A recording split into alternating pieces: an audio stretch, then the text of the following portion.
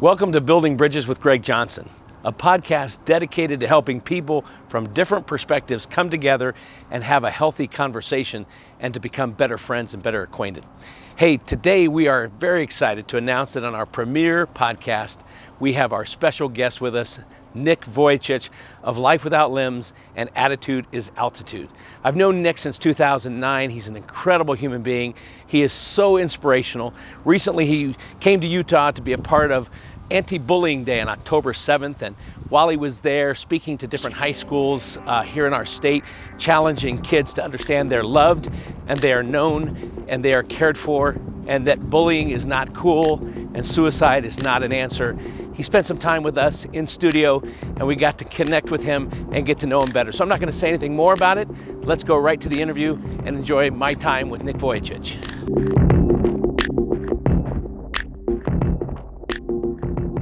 Hi, this is Greg Johnson, and welcome to Building Bridges with Greg Johnson. This is a podcast dedicated to helping people have healthy conversations who don't always necessarily have the same opinion. And we are so excited that on our very, very first podcast, we have a very special guest and a very special friend of mine, Nick Vujicic. Welcome to Building Bridges with Greg Johnson. How are you? Greg Johnson, thank you so much. I'm doing well. Thanks for everything. We are in Utah today. You're visiting our state. This is National Anti-Bullying Day, October 7th. Why are you here in Utah?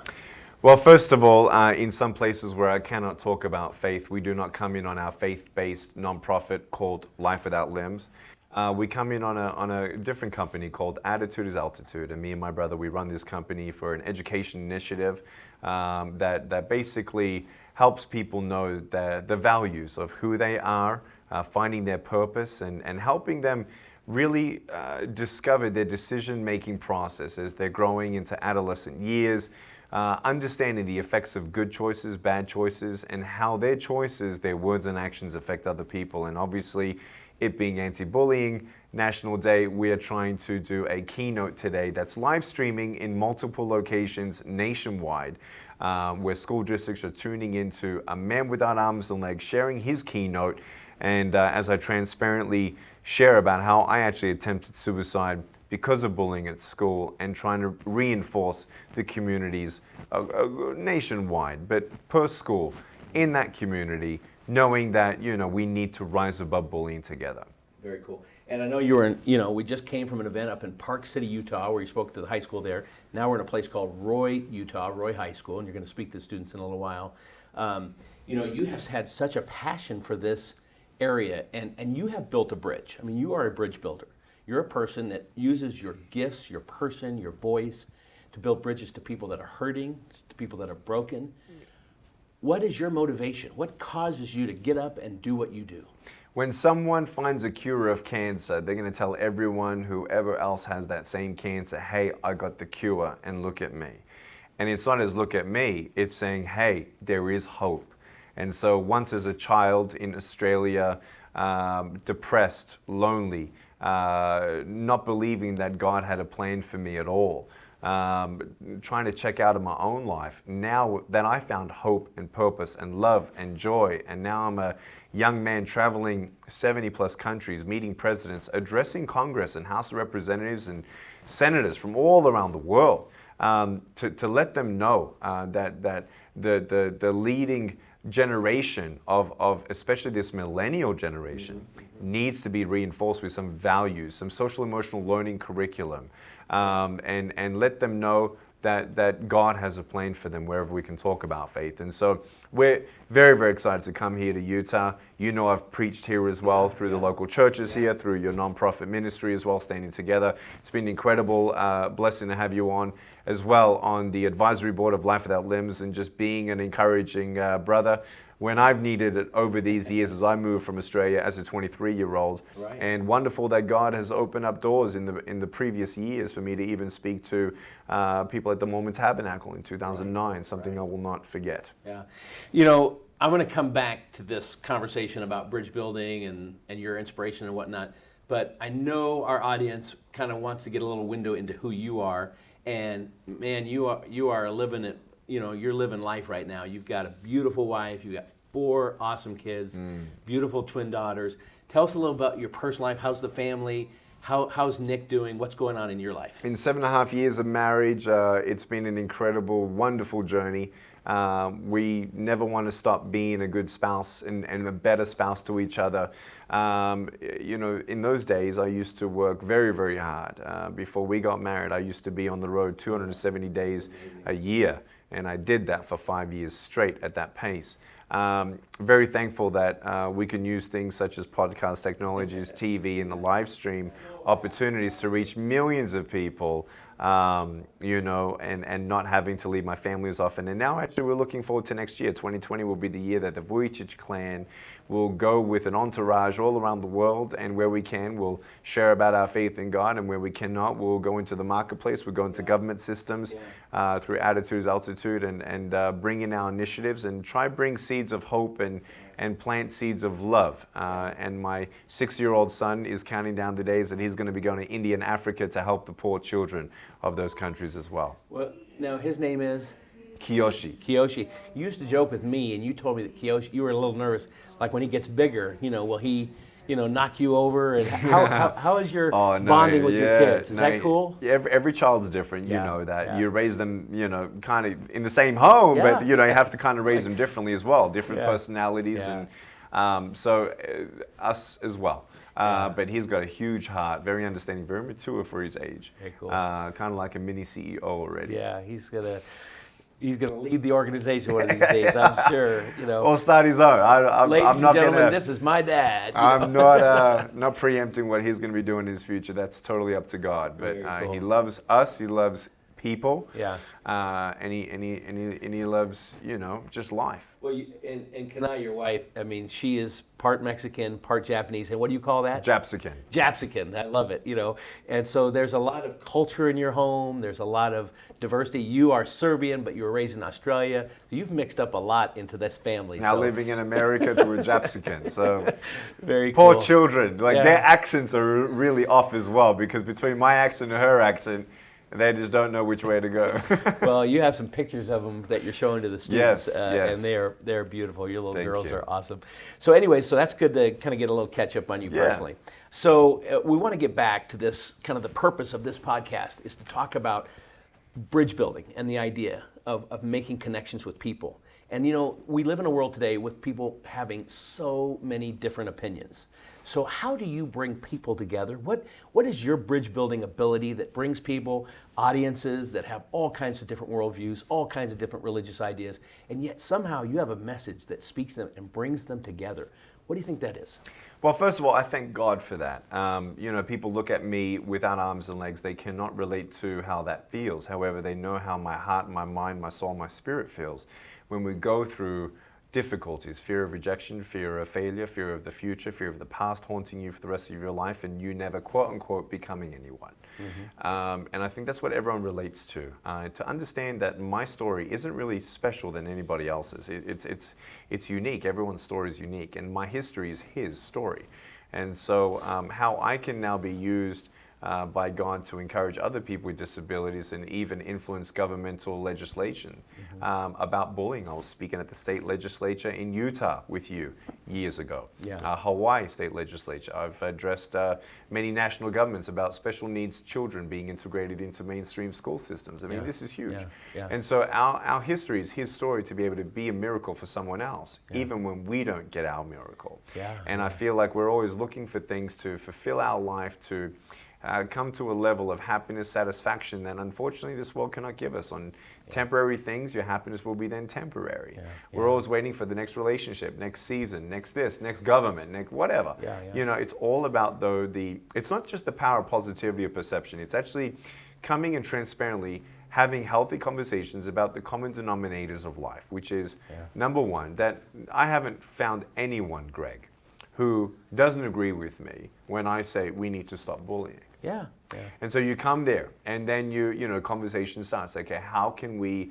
I mean, the most reason why teenagers in Utah are dying is because of suicide. It's the number one statistic for the death of our teenagers in our state. And so we confirmed even then again the stats of the government that 55% of attempted suicide here in Utah is because of bullying at schools. And so it's not that there's a lack of compassion. It's just so much distraction and watered down value system that really started at the home decades ago. Yeah. And now with so much divorce and Yeah, even broken teenagers homes. blaming themselves for the divorce, and then trying to keep up with everyone else. And what is happiness? Who am I? Why am I here?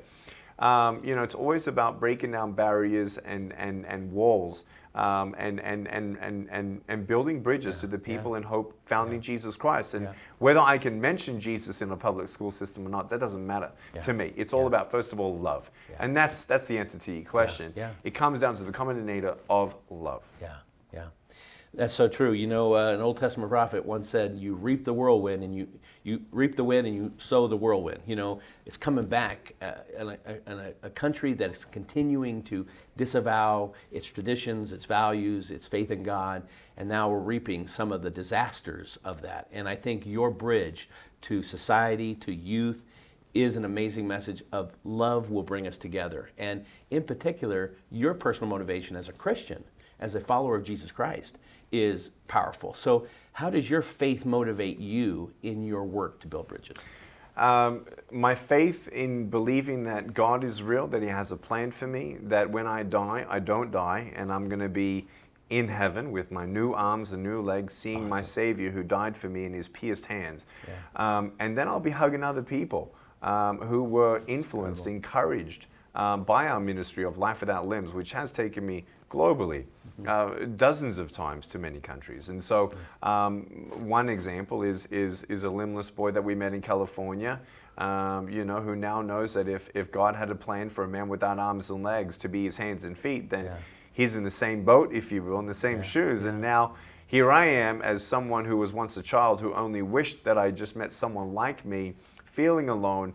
Here I am now being that miracle for that little boy, going to his school, talking about bullying, and now bullying completely stopped in his own life. And now he knows that, if Uncle Nick can stand in front of the gates of hell and redirect traffic, then so can he. And his parents, as you can imagine, meeting my parents, speaking with them, praying with them, crying with them, learning and gleaning the wisdom and understanding that no one else without that experience would even understand how to relate on any way, shape, or form, really. To see now my parents see full closure with that and is just incredible. So I'm going to see little Daniel Martinez up in heaven with his new limbs, and we're going to hug each other, and I'm sure he's going to say, "Thank you, brother, for helping me believe that this place called heaven is real." And so we are just so thankful that Life Without Limbs and the people who pray for us, support us, and the church vision partners who put us on their mission budget item at around $50 a month, we're actually able to go to the places that they can't pay us money. We can't go on our own dime, if we don't have people who send us. And so many people are praying for us, Greg, such as yourself and your family. Many churches here locally in Salt Lake City. We did a wonderful effort together. And I believe it's just the beginning, especially with the youth. In still public school systems to actually even plant Jesus clubs in public school systems that can be student-led still. And we're finding many, many young people in California, actually, Greg, who are coming to the knowledge and saving grace of Jesus Christ with or without the church support. And this next generation is the most hungry ever. What you're talking about with youth right now, one of the amazing things that I found as a bridge builder myself, as someone passionate about seeing with people with different points of view, different perspectives, different opinions in life, how do we get them together? How can we do convicted civility? How can we do, the Bible talks about being able to give an answer for the hope that lies within, but we need to do it with gentleness and respect and love, like you just said. There are so many people that come to your audiences. They come from no faith. They come from a number of different kinds of faiths. They come from different political points of view. What does this society need that's going to help us, realize that our differences can't be so big that we can't love one another, respect one another? You think about gender issues, you think about sexual issues, you think about faith issues, you think about political diversity. There's so much division in our country. What's going to bring us together? I think actually the church getting their act together. We have 100,000 churches in America that represent $480 billion worth of debt for buildings and stuff. Yet we have 425,000 children waiting in this country to find a foster home. 111,000 children, average age 7.8 years old, 60% of them are boys, waiting for an adopted home.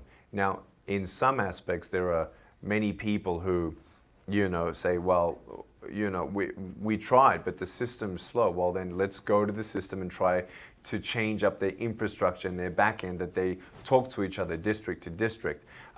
Let's empower those who are doing a good job in the church to do even more. I feel like we don't remember the last time. Greg, when was the last time that the church came together and did something amazing that was on national news? Not The homelessness is at its highest. right in Los Angeles. Faster, It's LA, amazing. All over. 32,000. It is the most critical time in California right now. Yeah. They have a huge problem with homelessness. They don't even know what to do. Right. And you know, it's wonderful to talk about missions outside. It's wonderful to, you know, one day a year, let's put 70 churches together and let's do this. No, but how many people are we feeding? How many people are we housing? And I feel like You talk about trafficking. That's a passion of human yours as well. trafficking. 30 million people being trafficked around the world, 2 billion people going hungry. That's one thing. The church is getting their act together. Number two, why is it taking this long, in my opinion? Something that should have been done 20, 30 years ago, to actually have a Christian church, non-denominational, grooming school to help people to become politicians, to go in government, to rally and be a mayor, and rally around your mayor.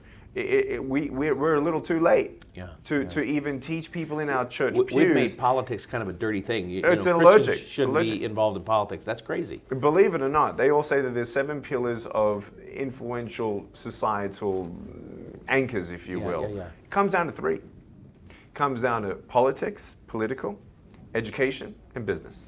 That's it. Everything else from there, from media, from all that, that's all a spin-off, in my opinion. There aren't 7. It comes down to 3. And we've lost one of the big ones that influence the education and the business and the media and everything else. So I feel like we need to really groom the next generation to think and look and stop and think. And lastly, I have to say, in that, Greg, I think we have what I've heard, the most Bible illiterate generation this country's ever seen. Right. And it's scary. Yeah. And we depend on our pastors for spiritual food so much that we have lost our own sense of how do we feed ourselves and become a true disciple of Jesus. Right. And actually come up with, I'm an evangelist, Greg, and out of 3,500 speeches, I've seen 1.1 million people of 8.5 million give their life to Jesus. You want to know why? I'm not belittling the power of the Holy Spirit. Right. It's only Him. Yeah. But I actually, in my 40-minute speech, talk about the 6 big reasons why people actually haven't given their life to Jesus Christ. They've got some good questions. And the church actually has lost the importance of evangelism. And it's not a parachurch, it is the church. To teach them how to intelligently, intellectually sit down in a healthy communication to think, why Jesus? Why did God allow the serpent in the Garden of Eden if God knew that this would bring damnation and problem to the world? The millennials' pride today, Greg, one of their biggest things is, well, I never asked anyone to sacrifice their son for me. There's a way to actually break it down, black and white. People like Ravi Zacharias, huge guy. And so I feel like we need to bring in the education, not just discipleship, but go on the forefront in very much of a respectful way to love people, but really break down the questions that are stopping people from saying yes to Jesus, which I believe can be done quite easily compared to some churches' philosophy of what that looks like. Well, I think we have to stop thinking more about our building, our budget, and our numbers, and start thinking about broken people, hurting people, because that is the propelling message of the gospel, is that it's good news and it makes a difference. And if we share that good news in a way like you do, I heard you do it this morning, I know you're going to do it in just a few minutes, you share that message in love, in kindness and respect. There's a young lady that you might get a chance to see who was here 6 years ago, who had attempted to commit suicide, and her life has radically changed. And you made a difference in her life. We thank God for that. We thank everyone who prays for us, supports us at Life Without Limbs to do what we do. Yeah. By the grace of God. Man, you have made the premier broadcast of Building Bridges I'm with on Greg it. Johnson. I'm on it. A very, very special podcast. The only one that you allow me to put my feet up on the couch. You did. I love that you gave some time to me, and I thank you so much for our friendship and our relationship. We're brothers in Christ, and we're going to spend eternity together loving Jesus. Yes, sir. And before we get there, we're going to stand outside the gates of hell and shout that Jesus is the way. Amen. So, awesome. This has been a wonderful interview with Nick Vujicic of Life Without Limbs, and Attitude is Altitude. Thanks. Thanks, Greg.